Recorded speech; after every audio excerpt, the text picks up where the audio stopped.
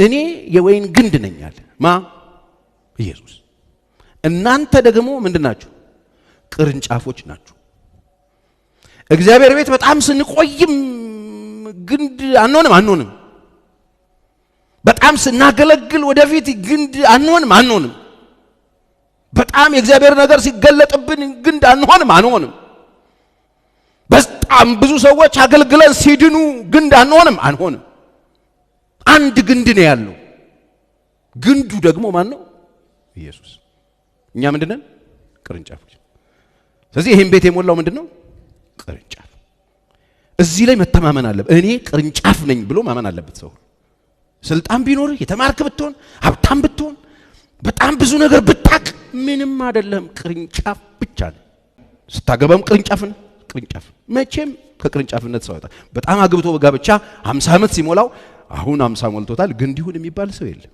ሁሉም ምንድነው ቅርንጫፍ ግንዱ ማን ነው ክርስቶስ ከዛ ደስ ይለኛል ያለኔ ምንም ልታደርጉ አትችሉምና ይላል ስለዚህ ያለ ጌታ ለማድረግ ሞክራችሁ የከሸፋችሁ ሰዎች አላችሁ ለሶስተኛ ጊዜ የተጣጣራችሁ ያላችሁ ሰዎች አላችሁ የሆነ ነገር ለማስተካከል ተከሽፋላችሁ መከሸፋችሁ ይቀጥላል ያለኔ ምንም ታደርጉ ያለ ጌታ እየሞከራችሁ ያላችሁ ያለ ጌታ ነገሮችን ለመቀየር እየሞከራችሁ ያላችሁ ቤታችሁን ለማስተካከል እየሞከራችሁ ያላችሁ ባሎቻችሁን ለማስተካከል እየሞከራችሁ ያላችሁ ሚስቶቻችሁን ለማስተካከል እየሞከራችሁ ያላችሁ የእናንተን ነገር ለመቀየር እየሞከራችሁ ያላችሁ ህይወታችሁን ለማስተካከል እያጠናችሁ ያላችሁ እየነገዳችሁ ያላችሁ እየሰራችሁ ያላችሁ አታስተካክሉት እንዳትደቅ ያለኔ ያሳዝነኛል ብዙ ሰው ይደክማል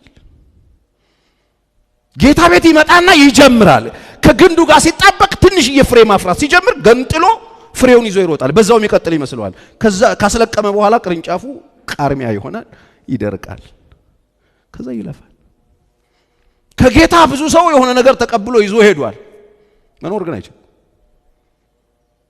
አትችሉ ይሄ የልዑል የእግዚአብሔር ቃል አትችሉምና በኔ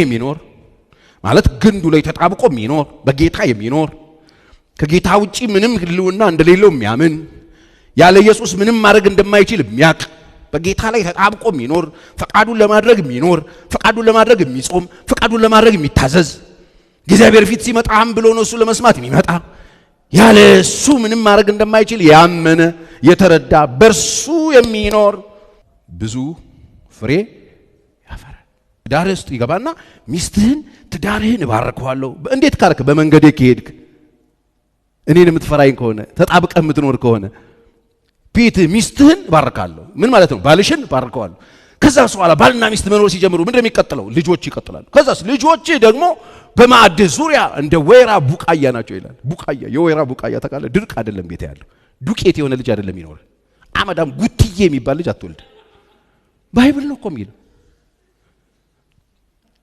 እንደ ወይራ ቡቃያ ናቸው ጁስ ምንድነው ማለት መጣበቅ ቅርንጫፍነትን ማመን ሁሌ ጥገኛ መሆን በእግዚአብሔር ላይ ዲፔንድ መሆን እሱ ላይ መጣበቅ ያለ እሱ ምንም ማድረግ እንደማይችሉ ማመን ማወቅ አድሚት ማድረግ ስተትን ለማረም ሬዲ መሆን ለመታዘዝ ፈቃደኛ መሆን አድርጉ ሚለንን ለማድረግ ፈቃደኛ መሆን ያን ጊዜ ቤታችን ፍሬያማ ይሆናል ፍሬ አልባ ይሆን ነው ጂኒ በጣም ጎበዝ ስለሆነ አይደለም እኛ ስለማናቀ ፕሪንሲፕሉን ስለጠፋብን ስለዚህ ይሄ ከሆነ የእግዚአብሔር ስርዓት ይሄ ከሆነ እግዚአብሔር በቤታችን ውስጥ እንድንኖር የሚፈልግበት የቃሉ እውነት ታዲያ እኛ ሌሎች ሰዎች የፈለገውን ቢሆኑ እኛ ምን እናርግ አንድ ጊዜ ትዝ ይላችኋል በጣም ብዙ የእስራኤል ሰዎችን እግዚአብሔር ከግብጽ ምድር አውጥቷቸው ታውቃላችሁ ምድረ በዳ ላይ ያስቀየሙት ያሳዘኑት ያበሳጩት መንገድ ላይ በጣም ያዘነ በቃ አሁን ትውልድ አልባ እንዳሉ ብሎ መንገድ ላይ አስወልዷቸው 40 ዓመት አዙሮ አዲስ ጄነሬሽን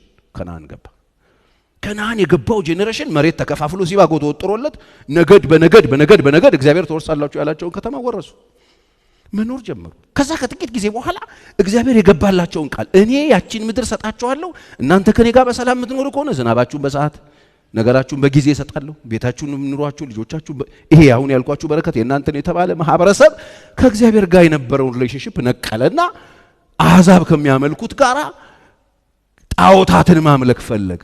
የአሞራውያንን አማልክት ማምለክ ፈለጉ። የዛን ጊዜ መሪዎቹ አካባቢ ከነበረው ኢያሱ ዞር አለ። ኦኬ እንደዚህ ነው አለ። በጣም ተሰብስበዋል። የሀገሩ ነገስታት አሉ የሚባሉ ትልልቅ ሰዎች አሉ የሚባሉ ሰዎች ሁሉ የምድሪቱ ታላላቅ ኃያላን አባት፣ እናት፣ ተማሪ፣ አስተማሪ የሚባል በሙሉ እንዲሰበሰብ ንግግር አደርጋለሁ። የምናገረው ነገር አለኝ አለ። ምንድነው የምትናገረው? ኢያሱ 24:15 በጣም ፌመስ የመጽሐፍ ቅዱስ ክፍል ነው። ብዙ ጥቅስ ስለማላወራ እነዚህ ሁለት ጥቅሶችን በደንብ ስሙ። እግዚአብሔርን ማምለክ ክፉ መስሎ ቢታያችሁ መጣበቅ፣ ከሱ ጋር መኖር፣ በቃሉ እውነት መንቀሳቀስ፣ በፕሪንሲፕል መኖር፣ የእግዚአብሔርን ፍላጎትና ፈቃድ አውቆ እንደ እግዚአብሔር ቃል ህይወትን ኑሮን ትዳርን ይዞ ለመኖር ፈቃደኛ ሆናችሁ እሺ ብላችሁ መኖር መጥፎ መስሎ ቢታያችሁ ማለት እየታዘዙ መኖር፣ ቃሉን በመጠበቅ የተባልነውን እያደረግን መኖር መስሎ ቢታያችሁ ይመስላል። አንዳንድ ጊዜ ማምለክ ክፉ መስሎ ቢታያችሁ አባቶቻችሁ በወንዝ ማዶ ሳሉ ያመለኳቸውን የአሞራውያንን ያመለኳቸውን አማልክት ወይም በምድራቸው ያላችሁባቸውን የአሞራውያንን አማልክት ታመልኩ እንደሆነ የምታመልኩትን መቼ? ዛሬ አንድ ነገር ልናገር እዚህ ጋር ቆሜ ነው የመጣሁት። ዛሬ ዲሳይድ አድርግ። ዴስቲኒን የሚወስነው ውሳኔን ወስን። ፍጻሜ ከነ ጥበብ አይደለም። ዛሬ የምትቆርጠው ትኬት ነው የሚያደርስህ። መድረሻህ ውሳኔህን ያመለክታል። ዛሬ ምረጡ። ቅርንጫፍ ሆኜ በግንዱ ተጣብቄ ከግንዱ የሚሰጠኝን እየተቀበልኩ ግንዱ ሁን ያለኝን እየሆንኩ ከሱ ተጣብቄ ህይወቴ ህልውናዬ እሱ ላይ የተመሰረተ ነው ብሎ መኖር አንድ አይደለም። እኔ እችላለሁ ብሎ መገንጠል ሌላ ነገር ይቻላል። ዛሬ ምረጧል። ዛሬ ምረጡ። እኔና ቤቴ ግን እግዚአብሔርን እናመልካለን። በቃ ክፉ ቀን አልፈንበታል። ያንን ክፉ ቀን አሻግሮናል። ዛሬም ያስፈልገናል። እኔና ቤቴ ከእግዚአብሔር ጋር ነው የምንቀጥለው። ሰው ሁሉ ነገሩን ትቶት የትናንትናው እግዚአብሔር አያስፈልገኝም ብሎ ዛሬ እግዚአብሔር ማያስፈልግበት ሲቹዌሽን ውስጥ ነው ያለው። ስለዚህ በራሴ መንቀሳቀስ እችላለሁ ቢል ሰው ሁሉ ምርጫውን እንደፈለገ ቢመርጥ እኔና ቤቴ ግን አለ ማንን? እግዚአብሔር። ዛሬ ምረጡ። ቀጣይ የምድር ቆይታችሁን ከማን ጋር መኖር ትፈልጋላችሁ? ከእግዚአብሔር ጋር ካላችሁ እሱ ግንድ፣ እናንተ ቅርንጫፍ ሆናችሁ ነው የምትቀጥሉት። ዲሉ ይሄን ስትመጣ ጥሩ የትምህርት አያያዝ ያለ ቆበስ አካሄድ ደሞዝ እየተጨመረልህ የምትመጣ ነገ ተስፋ የምትሆን ጠቅላይ ሚኒስትር የሚሆን አይነ ውሃ ያለ ሰው ብትሆን ዛሬ አሳድጎ ግንድ አያረግህ። ቅርንጫፉን ነው የምትጨርሰው። ይሄንን ዲል በደንብ አስቡበት። ቤተ ክርስቲያንን በጣም ያስቸገራት ጎረምሳ ነው። መንፈሳዊ ጎረምሳ ሲመጣ ልጅ ሆኖ ይጀምርና አባት ሆኜ ካልጨረስኩ ይላል። ምን ኖሮ ክርስትና ነው እንጂ ያለው እኛ ያወቅን ለእግዚአብሔር ያሳወቅ ነው ምን ኖሮ አይደለም። እግዚአብሔር ያውቃል። እስቲ እግዚአብሔር ያውቃል በሉ። በቃ እስቲ ለኔ በሉ እስቲ እግዚአብሔር ያውቃል። አለቀ። ይሄንን ካመንን እንደ እግዚአብሔር ቃል ለመኖር መጨከን አለብን። ከጨከንን እግዚአብሔር የሚናገረን የማድረግ ኃይልም አቅምም ጉልበትም ጸጋም እናገኛለን። ይሄንን ካላመንን ግን በራሳችን እኮ ነገሮች መለወጥ ምንችል ስለመሰለን የደከም ነው። እኛ የያዝናት ስንቅ ታስኬደናለች እኮ የሆነ ርቀት እንደጠፋው ልጅ ማለት ከአባቱ እኮ የወሰደው ነገር የሆነ ሩቅ እኮ ወሰደው ይላል። ሩቅ ሊወስደን ሩቅ ግን አያኖረንም። ከእግዚአብሔር ቤት ያወጣናል፣ የሆነ ቦታ ይወስደናል። ዘመናዊ ናት ዘመናዊ ነው ያስብለናል፣ ግን አያኖረንም። ያለ እኔ ምንም ልታደርጉ አትችሉ።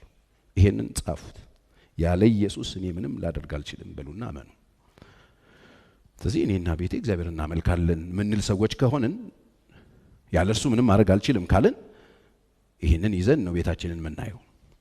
በእነዚህ ሁለት እውነቶች ላይ ቆመን ያለ እርሱ ምንም ማድረግ አልችልም ከዛሬ ጀምሮ እኔ እግዚአብሔርን ነው ማመልከው ካልን እግዚአብሔርን ስናመልክ ስለ ትዳር ስንነጋገር ስለ ትዳር ውስጥ ስንነጋገር እግዚአብሔር የሚለንን ለማድረግ የምንችልበትን አቅም የዛን ጊዜ እናገኛለን። ስለዚህ የትዳር ውስጥ አስጨናቂ ሸክሞች ከሚባሉት መካከል አንደኛው ፖይንት ነው ዛሬ ማለት ነው። ባህላዊ ችግር የሚባል ችግር አለ። ምንድነው ባህላዊ ችግር? ይሄ ባህላዊ ችግር ብዙ ጊዜ በዚህ ጋብቻ ትምህርት ሲጀምር መርህ የሚባሉ 4 መርሆች አሉ። ከመርሆቹ መካከል አንዱ ባህላዊ ነው ችግሩ። ያ ባህላዊ ችግር ምንድነው? የቤተ ዘመድ ችግር አለ። የብዙ ሰዎችን ቤት እያመሰ እያሳመመ ያለ፣ ቤቶችን ጉንፋናም ያደረገ፣ ቤቶችን ትኩሳት እንዲይዛቸው ያደረገ፣ ቤቶች ትክ እንዲይዛቸው ያደረገ አንደኛው በሽታ ባህላዊ ነው። ያ ባህላዊ ችግር ምንድነው ሲባል የቤተ ዘመድ ችግር፣ የቤተሰብ ችግር። ይሄ መርህ ላይ መተው የሚባለው መርህን ሰው በትክክል ሳያውቀው ተዝረክርኮ እንደ ሰለሜ ግር ብሎ ትዳር ውስጥ ሲገባ፣ ትዳር ውስጥ እናት አባት አጎት ዘመድ ምናምን ይዞ ሲገባ አንዱ በሽታ ይሆናል። እሱ ባህላዊ ችግር። ይሄ ሲወርድ ሲዋረድ የመጣ የኛ ሀገር እንደውም እንደ ቢል ይዘ ነው እሱን ምን ደግመው ቤተሰብ ይገባበታል። ሁሉም ትዳር ውስጥ ቤተሰብ እጁን ይከተት ያቦካል። እሱ ባህላዊ ችግር አለ። ይሄ ባህላዊ ችግር እኔ የመረጥኳቸው ነገሮች አሉ። አንደኛ ባህላዊ ችግርን የሚያስነሱ ምክንያቶች አንደኛው ከጋብቻ በፊት ባል ወይም ሚስት ቤተሰብ ትረዳ ነበር፣ ቤተሰብ ይረዳ ነበር። ከቤተሰብ ጋር ግን ከቤተሰብ ነው ሁላችንም የመጣ ነው። ከቤተሰብ ጋር ስንኖር በተለይ ወንዱ የሚኖር ከሆነ ቤት ተመረቀ፣ ከዛ ስራ ያዘ፣ ደሞዝ ሲያገኝ የማይዬ የመጀመሪያ ደሞዜን ተቀበልኩ ይላል። 20 ብር ወስዶ ሁሉንም ይሰጣል። ሁለተኛው ደግሞ ሲቀበል ግማሹን ይሰጣል፣ ግማሹ ይስቀራል። ከዛ ቤተሰብ ለእህት ያስተምራል፣ ታላቅ ወንድም ሰፖርት ያደርጋል። ባገኘው ነገር ቤተሰብ ሰፖርት እናደርጋለን። ቤተሰብ ሰፖርት ይደረጋል። እኔ ነኝ ብዙ ያላደረኩት ወንበዴ ስለነበርኩ ድሮ። ግን ብዙ ሰው ከጋብቻ በፊት ቤተሰብ ይረዳል። ሴቷም የምታገኘውን ነገር ቤተሰብ፣ እናት ደካማ ሀያት ካለች፣ የሙት ልጅ አይደል ቱቱዬ ካለ፣ የወንድም ልጅ ካለ ምናምን የምናስተምራቸው ምናምን ሰዎች ነበሩ። ከዛ ወደ ጋብቻ ስንመጣ ያንን የነበረውን ትሬንድ ማስቀጠል እናስባለን። ማስቀጠል አስበን ስንጀምር ባል ይከፋዋል ወይ ሚስት ይከፋታል። አንደኛው ህመም ይጀምራል ማለት ነው። ምንድነው ዝም ብሎ ራሳቸው አይችልም እንደመኛ ነው እንደነሱ ትከሻ ላይ ነው እንደሚኖሩት ምናምን ይነሳል። አንዱ ይሄ እንትን ጀመረው ማለት ነው፣ ወባ ጀመረው ማለት ነው። ባህላዊ ችግር ይሄ ነው። ቤተሰብ ውስጥ ያንን ነገር ማስቀጠል ሲፈልግ ችግር ይፈጠራል። ለዚህ ነው እኛ ኢንተርቪው ስናደርግ ሰው ሊጋባ ሲመጣ ቤተሰብ አለ ወይ፣ አብሮ የሚኖር ሰው ያልተቆረጠ እትብት አለ ወይ፣ የምትጋተተው ነገር አለ ወይ። ያልተቋጠረ እትብት ከሆነ በጥሰን ቋጥረን ነው የምናስገባው እንጂ ዝርክርክ ከነ እንግዲህ ልጁ ግር የሚል ከሆነ ቤተሰብ ጣሉ፣ ቤተሰብ መጥፎ ነው ማለት አይደለም። ጋብቻ ጋር ስንመጣ የሚበጠሱትን መስመሮች መበጠስ አለባቸው። እርዳታውስ የትናንትናው እርዳታ እንዴት ነው የሚቀጥለው ከተባለ አዲሱ ካልቸር አዲሱ ቤት ነው ያንን የሚያስቀጥለው። እንዴት አድርጎ ያስቀጥላል? በሁለቱ አንድ ሰዎች ስምምነት። ብዙ ጊዜ እናገራለሁ፣ ክሪስ ክሮስ አድርገ ነው በሚስት በኩል የነበረውን ባል፣ በባል በኩል የነበረውን ሚስት አድርገው እንጂ በግድ የለሽነት ምናምን ታመጫለሽ። ትናንትና የነበረን ታስቆሚ ነው እንዴ? በቴቴ ቀልድ የለም። እሺ በቴቴ አይነስብሽን ነው ማጠፋው ምናምን ብሎ ትዳርን ማስቀጠል ያስባል። ይሄ ከባድ ነው። አይቻልም። በቴቴ ቀልድ የለም እንዴ? አንቺ ደግሞ ከኋላ መተሽ እሷ ጡቷን አጥብታ አሳድጋኝ ሆና ይላል። እና ማን ድንጋይ ጠብቶ ያደገ ሰው አለ እንዴ? ሁሉም ሰው ጡት ነው ጠብቶ ያደገ። ስለዚህ አይሆንም። አሁን አንደኛው በሽታ ባህላዊ ነው። ይሄ ባህላዊ ነው። በቃ ይሄ ሁላችንም ዘመን ሁሉ ዕውቀት ከሌለ ሁሉ ሰው አሁን እየተደናቆረ የሚኖርበት ነገር እንዲህ ሽማግሌም ተሰብስበው አይፈታውም። ሽማግሌዎቹም ባህላዊ ስለሆኑ እና ታዲያ ቤተሰብ አትርዳ ነው እንዲህ የምትዩ ነው የሚሉት። መለኮታዊ የሆነውን ነገር አይረዱት። እንዴ ታዲያ አትርዳ ልትል ነው እንዴ? እህቷ እኮ ናት፣ ወንድሟ እኮ ነው፣ አባቷ እኮ ነው፣ እናቷ እኮ ነው። የሚሰፈር ሽማግሌ እንደዚህ ነው የሚያደርጉት። ሶሉሽን ይጠፋለታል። ከዛ ሰው ይገነፋና ብው ይፈነዳል። ውስጥ ይገባ ተደብቆ ጨዋታ ይጀምራል። ያ ድብብቆች ጨዋታ ደግሞ በጣም እብድ ነው የሚያደርገው። አንዲት እኔ ጋር ስትበር መጣች። በአጋጣሚ ቤታቸው ጠባብ ስለነበረ ቀድማ እሱ ገብቶ ስለነበር እሷ አምሽታ ገብታ መኪና ከኋላ ቆመች። ስለዚህ ለሊት ፕሮግራም ነበረው፣ ጉዳይ ነበረው። ስለዚህ በጣም መውጣት ስለነበረ በቃ አንቺ መኪና ይዤ ልሂድ ብሎ ቁልፍ ቀይሮ የሷ መኪና ይዞ ሄደ። ከዛ አርፍዳ ወጣ መኪና አስነስታ ስትል የሆነ ወረቀት ታገኛለች። ስታነሳ በድብቅ ለእህቱ የገዛው ሱቅ ብላ አብዳ መጣች እኔ ጋር። እንደዚህ አይነት ፈንጆች ይገኛሉ። ምን ታደርገዋለህ ይሄን ታዲያ? ከዛስ በኋላ በቃ እኔን አይፈልገኝም የሆነ የሚያስበው ነገር አለ እኔ ከሌለኝ ሳይነግረኝ ይሄን ያህል ወጪ አውጣ ሌላ ጦርነት አንዴ እግዚአብሔርን እናመልክ ተባባልናል ያለኔ ምንም ታደርጉ አትችሉም ተባባልናል ጌታ የሚለው ነው የምናደርገው የምትፈልገው ማድረግ አትችልም ጌታ የሚለው ምንድነው ባልና ሚስት ስንት ናቸው አንድ ናቸው ሁለቱ ስንት ናቸው አንድ ናቸው ስለዚህ አንድ ነው መሆን ያለበት የእግዚአብሔር ቃል ይሄን ነው የሚለው